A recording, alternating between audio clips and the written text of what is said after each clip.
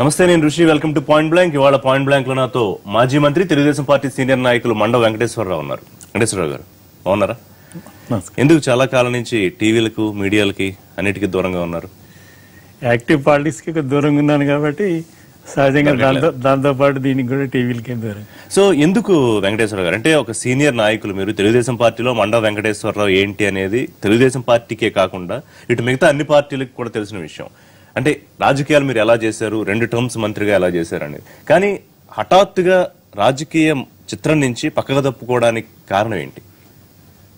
హఠాత్తుగా తప్పుకున్నాననేది కాదు, కానీ మీరు చూస్తా ఉంటే దాదాపు 30 సంవత్సరాలు ఎమ్మెల్యేగా కాలం గడపడం జరిగింది. మీరు అన్నట్టు 2 సార్లు మంత్రి చేసిన 2004 నుంచే కొంత మానసికంగా ఒక విధమైనటువంటి ఎంబ్రాసింగ్ సిచ్యువేషన్ మొదలైనవి.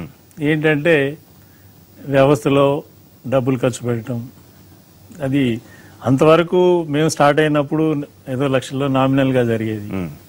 వ్యవస్థలో కూడా ఆ టాలరెన్స్ తర్వాత జనాల్లో కానీ, మాలో కానీ, వ్యవస్థలో కానీ అది కొంతవరకు నడిచింది. రాను దాని ప్రభావం పెరిగిపోతా ఉంది. 2000లో ఇంకొద్దిగా ఎక్కువ వచ్చింది. 2009, 2004లో పరిధులు దాటిపోయినటువంటి పరిస్థితి దాటిపోతుంది అని స్పష్టంగా కనపడతా.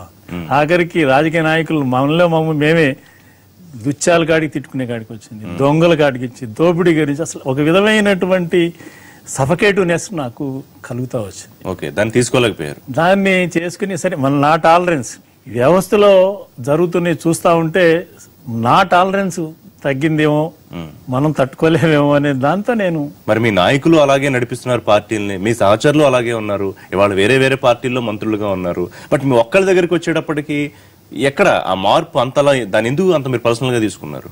10 మంది కార్యకర్తలు కాకపోతే చోటమోట లీడర్ కాలేడు. వాళ్ళు ఒక 10 మంది లేకపోతే ఒక స్థాయి లీడర్ కాలేడు. ఆ స్థాయి లీడర్లు 10 మంది లేకపోతే మా స్థాయిలో ఎమ్మెల్యేలు కాలేము. మాలాంటి వాళ్ళు లేకపోతే ఒక పార్టీ, ఒక ఎమ్మెల్యే, ప్రభుత్వం కాదు. ఎవరిని వాళ్ళు మీరు ప్రశ్నిస్తే అవతల వాళ్ళని చూపించో, పైన వాళ్ళని చూపించు, నా వరకు నేను ఎక్స్క్యూజ్ చూసుకుంటున్నాను తప్ప నా పాత్ర ఏంటని ఆలోచించుకునేటువంటి పరిస్థితి సఫకేటివ్ గా ఉంది. ఎందుకు అడిగానంటే మండ వెంకటేశ్వరరావు ఇవాళ తన పార్టీతో సహా మిగతా పార్టీలందరినీ కూడా అవమానిస్తున్నారు. నేనేదో పునీతుడిని, లేకపోతే నా ఒక్కడి వల్లనే ఇది ఉంది, మీరంతా దొంగలు అనేటువంటి పదం కాదు. ఇది ఆర్డర్ ఆఫ్ ది డే. నేను ఇందాకే చెప్పాను, ఓటర్ దగ్గర నుంచి పై నాయకుల వరకు కూడా ఎవరికి వాళ్ళు ఎక్స్క్యూజ్ చేసుకునే విధంగా వ్యవస్థలో ఉంది. నాకు అర్థమైంది, జస్టిఫికేషన్ ఉంది వాళ్ళకి. మీరు వచ్చిన రోజుల్లో మీరు చేసే పనులు చెప్పుకుని ప్రజల్లోకి వెళ్లి ఓట్లు అడిగి ఎమ్మెల్యేలయ్యో మంత్రులు అయ్యాము. ఇవాళ ప్రజల దగ్గరికి వెళ్లాలంటే ముందు నా దగ్గర ఎన్ని కోట్లు ఉన్నాయి, నేను ఎమ్మెల్యే కావాలంటే ఎన్ని కోట్లు ఖర్చు పెట్టగలను, ఎంపీ కావాలంటే ఎన్ని 100 కోట్లు ఖర్చు పెట్టాలి. సో దానికి ఇష్టం లేక డబ్బు రాజకీయాలు చేయలేక వెనక్కి వచ్చారా? గతంలో అసలు ఎప్పుడు మండ వెంకటేశ్వరరావు డబ్బు రాజకీయాలు చేయలేదా? ఎప్పుడు ఓట్లకు డబ్బులు ఇవ్వలేదా? మొదట్లో మాకు అటువంటి లేవు. మొదటి రోజు కాదు, ఆఖరి రోజు వరకు కూడా నేను అదే మాట్లాడుతూ చెప్పొచ్చాను. ఈవెన్ ఎన్నికల సభలో కూడా చెప్పేవాడిని. నేను ఎలక్షన్ వస్తా ఉంటే ఖర్చులు పెడతా ఉన్నాం, ఇది ఎలా వచ్చింది అని ఎవరన్నా లేచి అడిగితే తలకాయ దించుకునే పరిస్థితి నాయకులకు వచ్చింది. నరసింగపూర్ అనే విలేజ్ లో నరసింహారెడ్డి గారు అని చెప్పి ఉన్నారు. అక్కడ ఆయన మా విలేజ్ లో మీరు ఎవరు ఖర్చు పెట్టద్దు, మీరు ఎవరు క్యాన్వాస్ చేయొద్దు, ఏ విధమైనటువంటి ఆర్భాటాలు చేయొద్దు, మీ అందరికీ ఒక వేదిక తయారు చేస్తాను, ఆ వేదిక మీద మీరు అడగండి, ఓట్లు అడగండి తప్ప మా ఊళ్ళో వచ్చి ఖర్చులు పెట్టి మమ్మల్ని పాడు చేయొద్దు అనేటువంటి ఒక వేదికను పెట్టాడు. దాన్ని మనస్ఫూర్తిగా ఆహ్వానించాను నేను. దానికి పూర్తిగా సపోర్ట్ చేసి ఎందుకు చెప్తానంటే ఆ స్టేజ్ మీద సిపిఎంఎల్ ఉంది, కొత్తగా వచ్చిన పిఆర్పి ఉంది, లోక్దల్ ఉంది, మన జయప్రకాష్ నారాయణ గారి లోక్సత్తా ఉంది, కాంగ్రెస్ ఉంది, బీజేపీ ఉంది, అన్ని ఉన్నాం. అన్ని సభలో కూడా ఇదే మాట మాట్లాడాం. మీరు అడిగినట్టే వాళ్ళకి చెప్పినప్పుడు వాళ్ళందరూ కూడా రాజకీయ వ్యవస్థను క్రిటిసైజ్ చేశారు. నేను కూడా చెప్పాను, మీరు అనే మాటలన్నిటి కూడా దాదాపు 25 ఏళ్లు నేను అక్కడ ఎమ్మెల్యేని, మంత్రిని కాబట్టి నేను సమాధానం చెప్పాల్సి వస్తుందని చెప్పి వాళ్ళందరికీ కూడా. ఎలా సాధ్యమైంది వెంకటేశ్వరరావు గారు? మీరు ఇంతకాలం ఎమ్మెల్యేగా చేసి, సీనియర్ మంత్రిగా చేసి ఒక అవినీతి మచ్చ లేకుండా చేసుకొచ్చారు అంటే జాగ్రత్తగా చేయాల్సింది ఏమన్నా చేశారా, లేకపోతే నిజంగానే చేయలేదా? నిజంగానే మీకు ఎలక్షన్ లో కోట్లు ఖర్చు పెట్టే స్థాయిలో డబ్బులు సంపాదించుకోలేదా? ఎంత చేసినా కూడా అటువంటి వాదులు అపవాదులు ఉంటానే ఉంటాయి. అది మన ఆత్మసాక్షి. ఏ రోజైనా కూడా ఆత్మకి మనం సమాధానం చెప్పుకోవాలి తప్ప బయట వాళ్ళకి కాదు. కాకపోతే బయట కూడా చూసేవాళ్ళు మనం ఉన్నారు కాబట్టి ఆ మాత్రం నిజాయితీగా ఉంటున్నాం అనేటువంటి ఇంప్రెషను, అటువంటి లక్షణాలు మనం చూపించుకోవాల్సిన అవసరం ఉంది. పార్టీ కార్యక్రమాలకు దూరంగా ఉంటున్నారా, లేదా పార్టీకే దూరం అయిపోయారా, చంద్రబాబు నాయుడు గారికి దూరం అయిపోయారా? అటువంటిది ఏం లేదండి. పార్టీ అంటే దూరం అయ్యారు, లేకపోతే చంద్రబాబు దూరం అయ్యానటువంటి కాదు. నాలో ఈ మాట నేను అధికారంలో ఉన్నప్పుడు కానీ, తర్వాత ఎమ్మెల్యేగా ఉండి చంద్రబాబు నాయుడు గారికి కూడా ఎన్నికల మధ్యలో లాస్ట్ 2009-2014 మధ్యలో నేను ఆయనకు చెప్పడం జరిగింది. నాకు కొద్దిగా సఫకేటివ్ గా ఉంది, నేను నిలబడలేనే మాట ఆయనకు ముందే చెప్పడం జరిగింది. కానీ ఒక సీనియర్ గా ఇవాళ పార్టీ ఇలా ఉండడం మీద ఫస్ట్ మీ కామెంట్ ఏంటి, తెలంగాణలో తెలుగుదేశం పార్టీ పరిస్థితి మీద? ఇప్పుడు స్పష్టంగా నిజంగా కూడా తెలంగాణ ఏర్పడటానికి ప్రధాన కారణం మేమే. తెలంగాణ ప్రజల యొక్క మనోభావాల్ని ధైర్యంగా వ్యక్తపరిచే శక్తినిచ్చినటువంటి తెలుగుదేశం పార్టీ ఆ నిర్ణయంలో 2008లో కానీ, తర్వాత వచ్చినప్పుడు కానీ, లెటర్ ఇచ్చినప్పుడు కానీ ఆ పాత్ర ఇచ్చినటువంటిది తెలుగుదేశం పార్టీ. కనుక ఇవాళ తెలంగాణలో ఏ విధంగా చూసినా కూడా మా పాత్ర ఉంది. కాకపోతే ఇక్కడ అక్కడ ఆంధ్రాలో కూడా పార్టీ ఉండటం మూలాన, నాయకుడిగా చంద్రబాబు నాయుడు గారి ఉండటం మూలాన ఎంత లేకపోయినా దాన్ని చూపించుకుని నడిపేటువంటి రాజకీయం కాబట్టి, అయినా కూడా మొన్న దాదాపు 20 సీట్లు, దాదాపు 2వ స్థానంలో మేము ఉన్నాం. అయినా రాజకీయమైనటువంటి జిముక్కులు కానీ, కార్యక్రమాల్లో కానీ, ఇక్కడ చంద్రశేఖరరావు గారు చేసే ఎత్తుల మూలన కానీ కొంత ఇబ్బందులు వచ్చిన మాట వాస్తవం. రాష్ట్ర వ్యాప్తంగా ఇప్పుడు ఏ నొప్పి వచ్చినా అదిగో ఆంధ్రప్రదేశ్, అదిగో తెలుగుదేశం, అదిగో చంద్రబాబు నాయుడు, ఆ చూపించేటువంటి పరిణామ క్రమంలో మాకు కొంత ఇబ్బంది ఉన్నటువంటి వాస్తవం. కానీ మీలాంటి వాళ్ళు దూరంగా ఉండడం అంటే తప్పించుకోవడం అవుతారు వెంకటేశ్వర గారు. పార్టీని కాపాడుకోలేని పరిస్థితుల్లో ఉండిపోవడం అంటే సరే ఏదైతే అవని అనే పరిస్థితి కదా. మీరు చెప్పినట్టు ఈ నిర్ణయం నేను ఎలక్షన్ అయిన తర్వాత లేకపోతే ముందో తీసుకున్నది అయితే మీరు అన్నట్టు నేను కొంచెం ఫీల్ అవ్వాల్సి వచ్చేది. కానీ నా అభిప్రాయాలు అన్ని స్పష్టంగా ఉన్నాయి, స్థిరంగా ఉన్నాయి. కాబట్టి ఇది మధ్యలోనే నేను నిర్ణయం తీసుకున్నాను. 2004 నుంచి తీసుకున్న నిర్ణయాలు, 2009లో బలంగా తీసుకున్న నిర్ణయం, ఆచరణలో 2014లో పెట్టినటువంటి నిర్ణయాలు. కాబట్టి నేను నా మానసికంగా అది నా తప్పుగా అనిపించట్లేదు. కానీ మీరు చెప్పినప్పుడు అప్పుడప్పుడు బాధేస్తుంది. కానీ దీన్ని ఏదో చేయాలనే తపన, ఇది ఇంత చేసినటువంటి తెలుగుదేశం పార్టీ, ఈ తెలంగాణ ప్రజలతో ఇంత అనుబంధాన్ని పెంచుకున్నటువంటి పార్టీ, ఈ రోజున ఎంత స్పష్టంగా చెప్పిన గొంతిచ్చిన పార్టీ తర్వాత పటేల్ పాట్వారీ వ్యవస్థను రద్దు చేసి గ్రామీణ స్థాయిలో పిహెచ్సీలు కానీ, ఎడ్యుకేషన్ కానీ, రెసిడెన్షియల్ స్కూల్స్ కానీ, రోడ్లు కానీ, ఇన్ఫ్రాస్ట్రక్చర్ కానీ ఇవాళ ఎవరు ఎన్ని చెప్పినా కూడా బల్లగుద్ది చెప్పగలిగిన స్థాయిలో తెలుగుదేశం పార్టీ ఉంది. నాయకత్వంలో ఉన్న వాళ్ళ మాదిరిలో ఉన్న వాళ్ళల్లో కొత్త తరం ఉంది, పాత తరంలో ఉన్న వాళ్ళు మీరు అన్నట్టు వెళ్ళిపోయారు. మిగిలింది ఆ బాధపడాల్సింది అందరూ వెళ్ళిపోయారు కాబట్టి వాళ్ళకి బాధ లేదు, దాంట్లో జాయిన్ అయిపోయారు. ఉన్నాం కాబట్టి నాబోటి వాళ్ళం ఒకళ్ళు ఇద్దరు ముగ్గురు ఉన్నాం కాబట్టి మేము అయ్యో మనం చేయలేకపోతున్నామా, దూరం ఉన్నామా? వాళ్ళందరూ వెళ్ళినప్పుడు మీకు ఆఫర్ రాలేదా టీఆర్ఎస్ నుంచి? సరే దాని గురించి నేను ఆలోచన ఎప్పుడు చేయలేదు, ఇప్పుడు మీరు చేసి ఉండకపోవచ్చు, బట్ అడిగే వాళ్ళు అడుగుండొచ్చు కదా. ఉసాయిగా కోరిక వెళ్ళవచ్చిన మాట వాస్తవమే. కానీ రెండోది, ఈ గడ్డ మీద నేను పుట్టాను, ఈ గడ్డ మీద చదివాను, పెరిగాను, ప్రజాప్రతినిధిగా ఉన్నాను. కనుక ఆ అనుమానం నాకు ఎప్పుడూ లేదు. విరక్తి భావం కలగడానికి ఎంతో కొంత పార్టీలో జూనియర్లు కూడా కారణం. పార్టీలో జూనియర్ల డామినేషన్ ఎప్పటి నుంచో ఉన్న మిమ్మల్ని కాదని అప్పుడే వచ్చిన కొత్తగా వాళ్ళకి మీ భుజాల మీద ఎక్కే ప్రయత్నం చేయడం, అది 1% కూడా కాదు. ఇది తెలుగుదేశం పార్టీలో ఈ రోజు కాదు, మొదటి నుంచి కూడా ప్రతి సంవత్సరం కొంతమంది రావడం పోవటం, అది ఒక మార్పు అనేది మొదటి నుంచి మేము అందరం కూడా జీర్ణం చేసుకున్నట్టు. అటువంటిదే తప్ప ఎవరో వచ్చి దీనివల్ల మేము దూరం అయ్యామను, లేదా ఎవరో రావడం వల్ల మాకేదో ఇబ్బంది అయింది అనేటువంటిది అసలు 1% కూడా అటువంటి. ఇవాళ తెలంగాణలో తెలుగుదేశంలో ఎవరైతే మిగిలేరో వాళ్ళు తెలంగాణ ద్రోహులు అని టీఆర్ఎస్ నాయకులు ఒక ట్యాగ్ లైన్ ఇచ్చారు. కారణం ఏంటంటే తాజాగా జరిగిన అవతరణ వేడుకల సందర్భంగా అక్కడ నవనిర్మాణ దీక్షలో భాగంగా ఆంధ్రప్రదేశ్ ముఖ్యమంత్రి తెలుగుదేశం పార్టీ జాతీయ అధ్యక్షుడు చంద్రబాబు చేసిన కామెంట్స్ వల్ల ఆయన చీకటి రోజున కామెంట్ చేశాడు. కాబట్టి ఇక్కడ తెలంగాణ తెలుగుదేశం కార్యకర్తలు ఇంకా తెలుగుదేశంలో ఉంటే తెలంగాణ ద్రోహులే ఏం చెప్తారు? ఇక్కడ ఇవి 2 ప్రాంతాలు. మొన్నటి వరకు ఇది ఆంధ్రప్రదేశ్, ఇప్పుడు 2 ప్రాంతాలు. ఇక్కడ మేము కోరుకున్నటువంటి తెలంగాణ, ఈవెన్ అసెంబ్లీలో కూడా నేను కూడా గట్టిగా మాట్లాడాను, హైదరాబాద్తో కూడినటువంటి తెలంగాణనే మాకు కావాలనేటువంటిది ఆ రోజు మా డిమాండ్. వాళ్ళకి హైదరాబాద్ జాయింట్గా ఉండాలను, ఒకవేళ విడిపోతే లేకపోతే దీంట్లో ఉన్నటువంటి రావాలనేది వాళ్ళ కోరిక. ఆ విధంగా రాలేదనేది ఆ ప్రాంతంలో మాట్లాడేటువంటి నాయకులుగా ఆ ప్రాంతాన్ని ఏర్పాటు చేసినటువంటి చంద్రబాబు నాయుడు గారు మాట్లాడవచ్చు తప్ప పార్టీ పరంగా కూడా తెలంగాణ పార్టీ వేరు, ఆంధ్ర పార్టీ వేరు.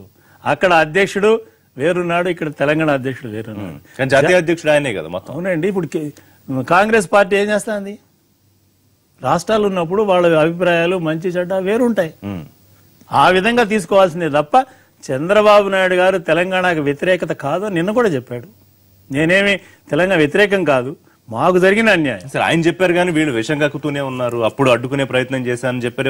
ఇవన్నీ మాట్లాడుతూనే ఉన్నారు. అంటే ఒక ఇమేజ్, ఒక ఇంపాక్ట్ ప్రజల్లో క్రియేట్ చేసే ప్రయత్నం ఖచ్చితంగా సక్సెస్ అయ్యే అవకాశం లేదా అలాంటి మాటల వల్ల? తెలంగాణ పార్టీలో ఉన్నటువంటి విధానాల్లో కానీ ఎక్కడా కూడా మేము తెలంగాణ భావభావాలకు కానీ ఇంకోటి కూడా ఇప్పటిదాకా చేయలేదు, రేపొద్దున కూడా చేయము, చేసే ఆస్కారం కూడా లేదు. పాయింట్ బ్లాంక్ లో షార్ట్ బ్రేక్ తీసుకుందాం. బ్రేక్ తర్వాత పాయింట్ బ్లాంక్ కొనసాగుతుంది. Welcome back to point blank. Point blank లో మండ వెంకటేశ్వరరావు ఉన్నారు. సో వెంకటేశ్వర గారు, స్ట్రాంగ్ నమ్మకం ఏంటంటే 2014 విభజన జరిగే సమయానికి మీకు తెలుసు తెలంగాణలో పార్టీ పరిస్థితి, భవిష్యత్తు ముఖచిత్రం ఎలా ఉండబోతోందో. సో అందుకనే ఎక్కడా అంటి ముట్టనట్టు పూర్తిగా పార్టీకి సంబంధం లేకుండా ఉన్నారు. కరెక్టేనా? నా దాంట్లో నాకు క్లారిటీ ఉంది. ఈ సఫకేటివ్నెస్ లోంచి ఇది అంత భావ్యమా రాజకీయ వ్యవస్థలో? ఇవాళ ఎందుకు గబాలంత మనం మొయ్యాలి? మరి దీన్ని రాజకీయ సన్యాసం అని భావించవచ్చా? యాక్టివ్ గానే ఉన్నాం కదా, నడిస్తేనే రాజకీయం అనుకుంటే అది నేను అనుకోను. రాజకీయాల్లోనే ఉన్నారు కానీ ఒక రాజకీయ పార్టీగా మిమ్మల్ని ఈ స్థాయికి తీసుకొచ్చిన రాజకీయ పార్టీకి మాత్రం దూరంగా ఉన్నారు. రాజకీయ పార్టీకి దూరంగా ఉన్నాను ఎట్లా అంటారు మీరు? ఒక కార్యకర్తగా ఉన్నాను, నాయకత్వంగా.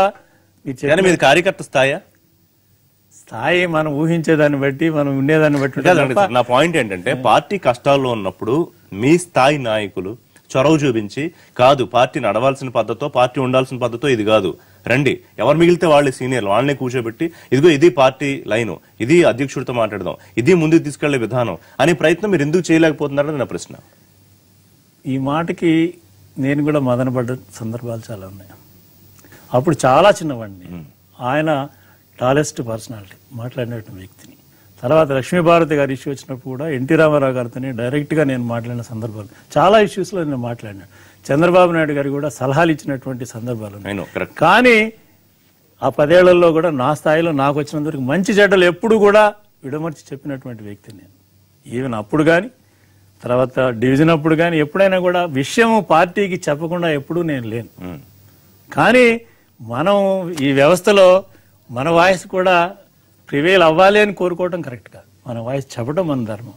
చెప్తూనే వచ్చాను, ఇవాళ కూడా చెప్తానే ఉన్నాను. మీ పర్సనల్ ప్రయోజనం కోసం కాదు కదా మీ పోరాటం. ఇప్పుడు పార్టీని నిలబెట్టుకోవాలంటే మీరు అధినేతతో అయినా పోరాడాలి. మహానాడులో మొన్న మా నాయకుడి స్పీచ్ కూడా మీరు వినుంటారు. సిద్ధాంతాలు పక్కన పెట్టాల్సిన టైం వచ్చింది. వాస్తవ పరిస్థితులను బట్టి సిద్ధాంతాలను కూడా పక్కన పెట్టాల్సి వస్తుంది. ఇది కరెక్ట్ గా వారి స్టేట్మెంట్. మొదలుపడ్డారా స్టేట్మెంట్ కి?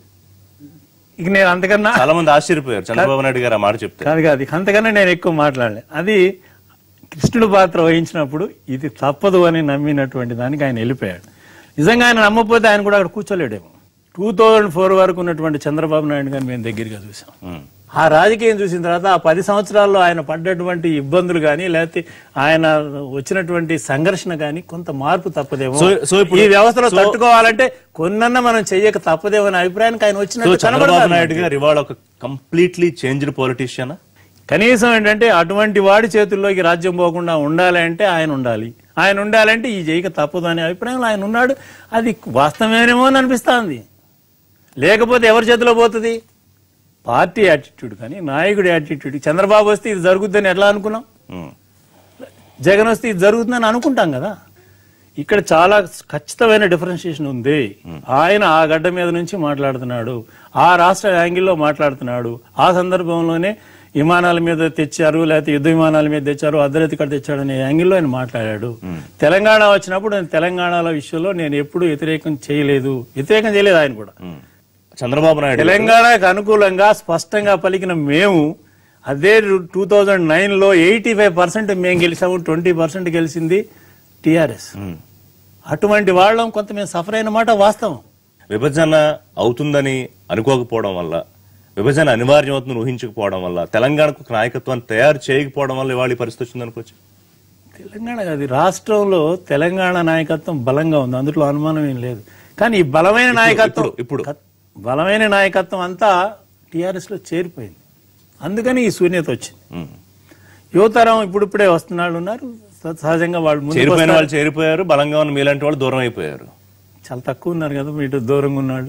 అదే అందుకే అన్న ఎవరున్నారు, అది ఏళ్ల మీద లెక్క పెట్టేసి దూరంగా ఉన్నాడు ఒకళ్ళో ఇద్దరం తప్ప. ఇది ఇంకో ఆ కారణాలు కాదు కదా, ఇది మనకున్నటువంటి ఆలోచన విధానంతో నాబుట్టాడు దూరం ఉంది తప్ప అధికారం వస్తుంది రాదని దూరమైనటువంటి బ్యాచ్ కాదు కదా. సో ఇవాళ రేవంత్ రెడ్డి అధ్యక్షుడు రమణ అనేది తెలుగుదేశం పార్టీ కార్యకర్తలకి కొంత కన్ఫ్యూజన్ ఉన్నట్టుగా నాకు అనిపిస్తూ ఉంటుంది. ఎనీవే రేవంత్ రెడ్డి క్లెయిమ్ చేస్తూ ఉంటారు, కేసీఆర్ నెట్టి పరిస్థితుల్లోనూ ముఖ్యమంత్రి కుర్చీ నుంచి దింపుతాను, 2019లో అధికారంలోకి వస్తాను, ముఖ్యమంత్రి అవుతానని. ఎంతవరకు అవకాశం ఉంది? ఇప్పుడు ఒక విషయం ఉంది, రేవంత్ రెడ్డి చక్కగా మాట్లాడగలుగుతున్నాడు, జనాల్ని రోజు చేయగలుగుతున్నాడు, అందుకనే అతనికి వర్కింగ్ ప్రెసిడెంట్ ఇవ్వడం జరిగింది. రమణ సిద్ధాంతపరంగా కానీ లేకపోతే మరో రకంగా కానీ ఒక బీసీ వర్గాలకు ప్రాతినిధ్యం ఇచ్చేటువంటి పార్టీగా ఆయన సామాజిక సమీకరణాలు పార్టీ అధ్యక్షుడిగా మేము పెట్టుకున్నాం. వాళ్ళిద్దరు కలిసే చేస్తారు. రెండోది రేవంత్ ముఖ్యమంత్రి నేను 19 అవుతానంటే ఇవాళ అంటలేదు, 5 ఏళ్ల ముందు నుంచి ఎప్పటికైనా నేను తెలంగాణలో ముఖ్యమంత్రిని అవుతాను అనేటువంటి మాట రేవంత్ మాట్లాడుతూ ఉండేవాడు. మేము కూడా స్పోర్టివ్ గానే తీసుకుంటూ ఉండేవాడు. ఇవాళ అవకాశం వచ్చింది కాబట్టి తను ఎక్కువ మాట్లాడుతున్నాడు. కానీ అదే రేవంత్ రెడ్డి చేసిన ఒక దుందుడుకు చర్య వల్ల, ఓటుకు నోటు కేసు వల్లే తెలంగాణలో తెలుగుదేశం పార్టీకి ఈ పరిస్థితి లేదా ఈ దుస్థితి వచ్చింది అనే వాళ్ళకి ఏంటి సమాధానం? అది ఎనీహో అది నిజమా కాదా? అది కోర్టు కేసులో ఉంది. ఒక విషయం నేను అప్పుడు చెప్పాను, ఇప్పుడు చెప్తున్నాను. అంత పెద్ద ఇష్యూ ఒక రేవంత్ ఇష్యూ లేకపోతే చంద్రబాబు నాయుడు గారి ఇష్యూ, చంద్రశేఖరరావు గారి ఇష్యూ, ఆయన ఫోన్ ట్యాపింగ్ ఆయన ఇష్యూ అని నేను అనుకోవట్లేదు.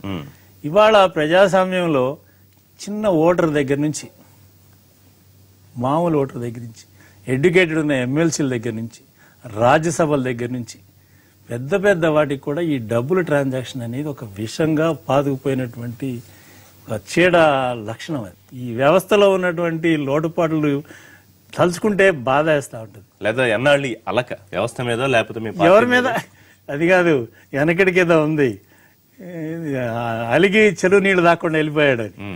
అటువంటి ఎవరి మీద అలక కాదు కానీ నా టాలరెన్స్ లిమిట్ మీద నేను ఆలోచించుకునేటువంటి టైము ఎప్పటికైనా ఈ నీళ్ల సర్వీస్ ఎక్స్పీరియన్స్తో ఇంత అవకాశం ఇచ్చినటువంటి వ్యవస్థకి సేవ చేయాలనే ఉంది. పాయింట్ బ్లాంక్ లో షార్ట్ బ్రేక్ తీసుకుందాం. బ్రేక్ తర్వాత పాయింట్ బ్లాంక్ కొనసాగుతుంది. Welcome back to point blank. నాతో మాజీ మంత్రి టీడీపీ సీనియర్ నాయకులు మండ వెంకటేశ్వరరావు ఉన్నారు. సో వెంకటేశ్వర గారు, మారిపోతూ ఉన్న రాజకీయం మీకు వంటపట్టలేదు, సో మీకు మీ తత్వానికి అది సరిపడలేదు. సో ఏం చేయాలి మరి, ఎలా ఉండాలి ఇప్పుడు? లేదంటే రాజకీయానికి పూర్తిగా విరామమా లేకపోతే సన్యాసమా? ఏం చెప్పదలుచుకున్నారు ప్రజలకి, అట్లీస్ట్ మీ కార్యకర్తలకి? ఇది సన్యాసం అనేది కాదు, ఇప్పుడు మనం ఒక విరామం అనుకోవచ్చు. ఇప్పుడు ఉండేది ఏంటంటే దాంట్లోకి వెళ్ళి మనం మానసికంగా మనం మారి లేకపోతే మనం సఫకేటివ్గా అవతల వాళ్ళకి కానీ వ్యవస్థకి కానీ చేయగలిగింది తక్కువ. ఆ విధమైన కాంప్రమైజ్ కాకుండా మన లైన్లో కూడా కొంతవరకు మనం కూడా కలుగుతామంటే ఎప్పుడైనా చేయటానికి అందులో స్వార్థం ఏం లేదా? ఎవరైనా నాయకుడిగా ఇప్పుడు మనం ఒక నాయకుడినే తీసుకుందాం, నువ్వు ఎందుకు డబ్బులు ఖర్చు పెట్టిస్తున్నావు, ఇన్ని నీతులు చెప్తున్నావు, నువ్వు ఈ తప్పులు ఎందుకు చేస్తున్నావు అని అడిగామనుకోండి, ఆయన ఏమంటాడు, నేను సేవ చేయదలుచుకున్నాను, సేవ చేయదలుచుకున్నప్పుడు గెలవాలి అనుకున్నప్పుడు ఇదిగో డబ్బులు ఖర్చు పెట్టాలి. ఖర్చు పెట్టట్లేదు అని ఎవరన్నా చెబితే నమ్మే పరిస్థితి ఉందా? కానీ ఖర్చు పెడుతున్నామని ఎవరైనా ధైర్యంగా చెప్పగలరా? చెబితే సాయంత్రానికి కేసు బుక్ చేస్తారు కదా. ఈ ఉన్న వ్యవస్థలు బలంగా నమ్మేవాడిని నేను. రాడికల్స్ ఇష్యూ వచ్చినప్పుడు కూడా ఒకటే మాట నేను అనుకునేవాడిని, సిద్ధాంతపరంగా రాడికల్ చెప్పే దాంట్లో కొంత వాస్తవం ఉంది, వాళ్ళ దాంట్లో కొంత స్టార్టింగ్లో నిజాయితీ ఉంది, కానీ వ్యక్తిగత హింస లేకపోతే వ్యక్తి నిర్మూలనతో సాధ్యం కాదు అనేటువంటి నమ్మేవాడు. అప్పుడు కానీ ఇప్పుడు కానీ ఈ దేశానికి కానీ ఈ ప్రపంచానికి కానీ ఉన్న పరిస్థితుల్లో democracy, election only the solution. కానీ పరిపక్వం లేనటువంటి పరిస్థితుల్లో ఉన్నప్పుడు ఇటువంటి అన్నీ వస్తాయి. ఇవన్నీ మారాలి అంటే రాజకీయ నాయకులు మారటం కాదు.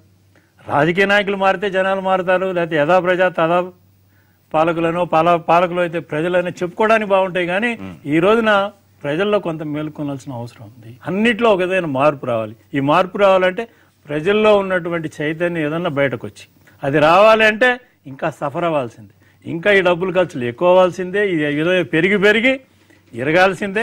అక్కడి నుంచి ఇది నెగిటివ్ ఆర్గ్యుమెంట్ ఏమో, కానీ ప్రాక్టికల్ గా ఆలోచిస్తే అదే జరుగుతుందేమో, అదే జరగాలేమో అని మాత్రం నేను నమ్మేవాళ్ళు నేను ఒకడిని. విష్ చేద్దాం, ఒకవేళ పరిస్థితి వస్తుందేమో. పార్టీ విషయానికి వద్దాం ఒకసారి. ఏమనిపిస్తుంది పార్టీలో ఈ మధ్య క్రమశిక్షణ కట్టుబాటు తప్పుతోందా? బాహాబాయిగా ఎమ్మెల్యేల స్థాయి మనుషులే కొట్టుకునే పరిస్థితి, లేకపోతే హత్య రాజకీయాలు అంటున్నారు, ప్రభుత్వ హత్యలు అంటున్నారు. ఏమనిపిస్తుంది ఈ పరిస్థితి చూస్తుంది పార్టీలో? 83లో వచ్చినప్పుడు గవ్వాలను అందరినీ తీసుకున్నారు. గవర్నమెంట్లో వచ్చిన వాళ్ళే దాదాపు సంవత్సరం లోపల మార్చుకోవాల్సిన పరిస్థితి వచ్చింది. 85 వచ్చేటప్పటికల్లా చాలా ఫిల్టర్ చేశారు. ఎన్టీ రామారావు గారు ఆ రోజున పార్టీ క్రమశిక్షణను తరగతులను ఆ బ్యాచే ఇవాళ వరకు కూడా దేశవ్యాప్తంగా, ఇవాళ రాష్ట్ర వ్యాప్తంగా కూడా నీకు నాయకత్వం ఉండటానికి ఉపయోగపడింది. కానీ రాను రాను అటువంటి క్రీమ్ తగ్గుతూ ఉంది. కొత్త వాళ్ళు వస్తూ ఉన్నారు. కొత్త వాళ్ళే కాదు, మనీ ప్రాబల్యం పెరుగుతూ ఉంది. ఇవాళ రాజకీయ పార్టీల మనుగడయే ఆ విధంగా వచ్చింది. కాంగ్రెస్ కి వ్యతిరేకంగా పుట్టిన తెలుగుదేశం ఇవాళ కాంగ్రెస్ తో కూడా కలుస్తాము అనే పరిస్థితికి వచ్చేసిందంటే ఒక మాట అనుకోవాలి, లేకపోతే అది కూడా పరిస్థితుల్లో భాగమే అనుకోవాలి. ఇక్కడ ఒక క్లారిటీ ఇవ్వదలుచుకున్నాను. సరే, తెలుగుదేశం పార్టీగా మొదటి నుంచి కూడా ఒక సిద్ధాంతంగా కాంగ్రెస్ పార్టీని వ్యతిరేకిస్తూ వచ్చిన మాట వాస్తవం. అదే సందర్భంలో ఇప్పుడు వచ్చే పరిస్థితుల్లో ఇక్కడ ప్రతిపక్షంగా అయ్యారు కాబట్టి క్యాజువల్ గా నేను అనుకోవటం రేవంత్ అన్న, లేకపోతే జయపాల్ రెడ్డి గారు అన్నా, లేకపోతే మరొకళ్ళన్నా అధికారంలో ఉన్నటువంటి పక్షాన్ని ఢీకునాలంటే ఏదైనా ఉంటే ఉద్యమాలు చేసినప్పుడు అవసరమైతే కలిసి పనిచేస్తామనే మాట వచ్చిందే తప్ప పార్టీలతో పొత్తు పెట్టుకుంటామనే విధంగా అది ప్రతిబింబించినట్టు నేను అనుకోవటం లేదు. సో తెలంగాణ కూడా తెలుగుదేశం పార్టీ కాంగ్రెస్ లో కలిసి పోటీ చేసే ప్రశ్నను కొట్టుబడక్కర్లేదు. నేను ఆ మాట అంటలేదు. అందుకని ఇప్పుడు ఎందుకంటున్నానంటే, నేను ఇందాక ఎందుకు చెప్పానంటే ఈ వ్యవస్థ అట్లా తయారైంది అనే ఉదాహరణ చెప్పాను తప్ప మా పార్టీలో ఆ విధంగా చర్చ జరిగిందని, జరుగుతుందని మాత్రం నేను అనుకోవట్లేదు. సో వెంకటేశ్వరరావు గారు, ఫైనల్ గా నెక్స్ట్ పోటీ చేయబోతున్నారా? చేస్తే టీఆర్ఎస్ నుంచి ఉన్న ఆఫర్ నిజామాబాద్ ఎంపీ ఆఫర్ తీసుకోబోతున్నారా, లేకపోతే వెంకటేశ్వరరావు మల్కాజ్గిరి ఎంపీ మీద గట్టిగా అడుగుతున్నారు అనే చర్చ ఎందుకు వినిపిస్తుంది? కాదు, అసలు మీరు చాలా కొత్త విషయాలు మాట్లాడుతుంటే నాకు ఆశ్చర్యం వేస్తారు. అసలు వాళ్ళతో మాట్లాడిందే లేదు. వాళ్ళ మీతో మాట్లాడాలనుకుంటూ ఉండొచ్చు, బహుశా మీకు ఉండకపోవచ్చు. మీరు లేదు, దాంట్లో మీరు నిజామాబాద్ ఎంపీ అని లేదా మల్కాజీ ఊహించినటువంటి లేనటువంటి పెట్టి కొత్త కన్ఫ్యూజన్ లో మీరు పెట్టి నన్ను కన్ఫ్యూజన్ పెట్టి జనాలు ఆలోచించేవాడు ఐడియా ఇవ్వద్దు అంటారా? కాదు, కొత్త ఐడియా కాదు. ఓహో వీళ్ళు అందుకే కూర్చున్నాడా, లేకపోతే వాళ్ళ మీ మీటింగ్ కూడా అనుకునేటువంటి పరిస్థితులు కూడా ఉన్నాయి. రాజకీయంలో అంత పాదరసంగా ఆలోచించేటువంటి పరిస్థితి ఉంది. అటువంటి ఏమి జరగలేదు, జరుగుతాయని నేను అనుకోవట్లేదు. సో అష్యూరెన్స్ కూడా ఇప్పుడు ఏమి అంటే నేనేం వెళ్ళను, పార్టీ మారే అట్లాంటివి కూడా ఇప్పుడు ఏం చెప్పే పరిస్థితి? ఋషి గారు, నేను చాలా ప్రాక్టికల్ గా మాట్లాడతాను. ఎక్కువ ఆశలు కూడా నాకు లేవు. ఒక నాయకుడు, ఒక మిత్రుడే అనుకోండి, నాయకుడే అనుకోండి, రాజకీయ నేను పార్టీ మారటం అంటే నేను ఒక అమ్మ అబ్బాయికి పుట్టినటువంటి వాడిని, నేను పార్టీ మారను అన్నాడు. ఎవరో అడిగితే కాదు, తనంతట తను లేచి ఒక స్టేట్మెంట్ ఇచ్చాడు. అటువంటి నాయకుడు కొద్ది రోజుల్లోనే పార్టీ మారాడు. అటువంటి డైలాగులు, అటువంటి ఖండనలు, అటువంటి చరిత్ర జరుగుతున్న రోజుల్లో నేనేం మాట్లాడాలి? మీరు స్టేట్మెంట్ ఇవ్వదలుచుకోలేదు కాదు, ఏం మాట్లాడాలి? ఏం మాట్లాడితే వ్యాలిడిటీ ఉంటుంది? మనం చేసే యాక్షన్నే ఈజ్ ద రిజల్ట్స్ అని నమ్మేటువంటి వ్యక్తిని తప్ప ఈ స్టేట్మెంట్లు గంటకోటు లేకపోతే ఏదో స్టేట్మెంట్ ఇచ్చాననేటువంటి తృప్తి పడేటువంటి మనిషిని కాదు. నేను ఎప్పుడు కూడా ప్రాక్టికల్గా ఆలోచిస్తాను, ప్రాక్టికల్గా ఉంటాను. రైట్, ప్రస్తుతానికైతే పొలిటికల్ అబ్జర్వర్ గా ఉన్నారు. త్వరలో మళ్ళీ ప్రత్యక్ష రాజకీయాల్లో కార్యకర్తగా ఉన్నానని చెప్తున్నా. పోటీ చేస్తారు. ఇప్పటికైతే కార్యకర్తలు పెట్టుకోవచ్చు కాదు ఋషి గారు, నేను ఎప్పుడు చెప్పాను, నేను అప్పుడు మంత్రిగా ఉన్నా నేను కార్యకర్తగానే ఫీల్ అయ్యాను, ఎమ్మెల్యేగా ఉన్నాను కార్యకర్త ఫీల్ అయ్యాను. ఇవాళ సామాజికమైనటువంటి మార్పులు కోరుకునేటువంటి రాజకీయ కార్యకర్తనే, తెలుగుదేశం కార్యకర్తగానే ఉన్నాను. రైట్, థ్యాంక్ యూ వెంకటేశ్వరరావు గారు పాయింట్ బ్లాంక్ టైం ఇచ్చినందుకు. ఇది మాజీ మంత్రి మండ వెంకటేశ్వరరావుతో పాయింట్ బ్లాంక్. వచ్చే వారం పాయింట్ బ్లాంక్ లో మళ్ళీ కలుద్దాం. దిస్ ఇస్ ఋషి సైనింగ్ ఆఫ్.